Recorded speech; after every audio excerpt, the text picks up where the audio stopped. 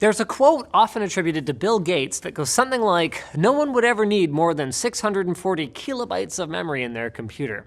Well, turns out he never actually said that, but it got us wondering, how much RAM do you actually need in modern times? Well, let's start with the kind of RAM that most of us are familiar with, the main system memory living inside your desktop or laptop PC. It's quickly becoming common for budget computers to come with 4 gigabytes of RAM, while mid-range machines often have 8. On the higher end, 16 gigs or even 32 gigs of memory is easy to find, but is it worth paying a premium for that?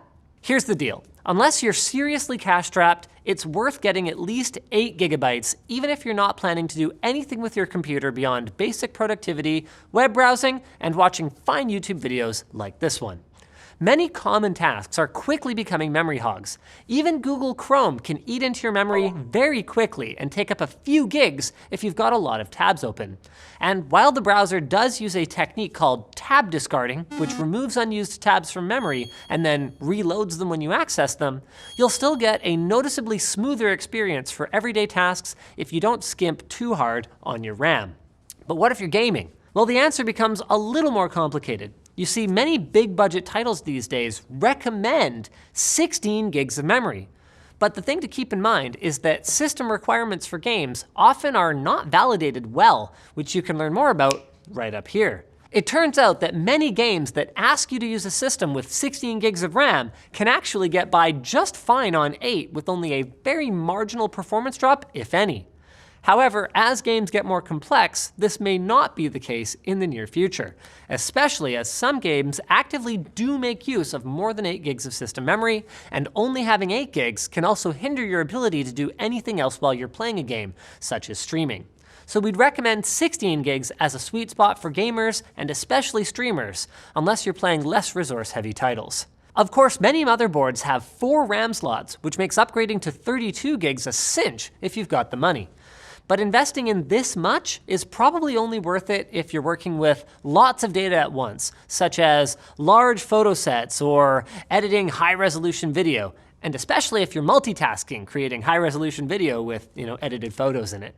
Furthermore, with how long it takes certain kinds of media files to render, you'll probably want to use your rig for other things while your content renders in the background. And this is where having 32 gigs of memory, or more if you're into that whole 8K thing, can really come in handy. As for 3D modelers, animators, or scientists, well, their memory requirements are basically limited only by the size of the scenes or the data sets that they're working with. Sounds expensive. But what if you're trying to figure out how much graphics memory, or VRAM, you need on your graphics card? Even if 2 cards have the same graphics processing unit, or GPU, they can actually have different amounts of VRAM, and benchmarks often focus more on the GPU itself than on how it performs across its various memory configurations. So remember that the primary purpose of VRAM is to hold the graphics information that the GPU acts upon, meaning that higher resolution gaming and higher resolution textures will require more VRAM. This is also the case if you're using certain types of anti-aliasing that involve rendering at effectively higher resolutions, such as supersampling anti-aliasing. Many mid-range cards come with 4 gigabytes of VRAM, which, as a general rule, should do you fine for 1080p gaming as of filming this video. But you'll want at least 6 for 1440p and about 8 or more for 4K. Just be sure to read reviews for the titles you want to play, because some particularly demanding games, or especially third-party mods like high-resolution texture packs, might mean that a card with slightly more VRAM would be a great investment if you want to play at high quality. Running out of VRAM can render, no pun intended, certain games completely unplayable if you try to bump the resolution up too much, meaning that 4K monitor you just shelled out a bunch of money for won't be living up to its full potential. Kind of like that gym membership that you only use twice per year. Or not at all right now. Hand sanitizer, quick. Thank you.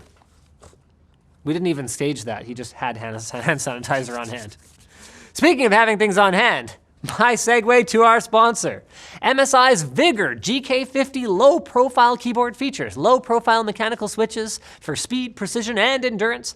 It's got a high-low keycap design, which MSI says will keep your hands and wrists in a comfortable and natural position.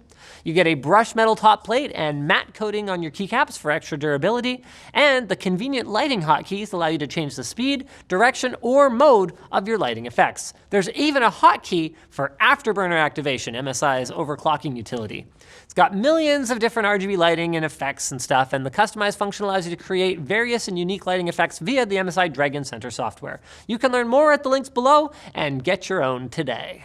Also today, you can like or dislike this video depending how you felt. Check out our other videos, leave a suggestion if you have a future fastest possible topic that you'd like to see, and you can subscribe. You don't have to, but you can.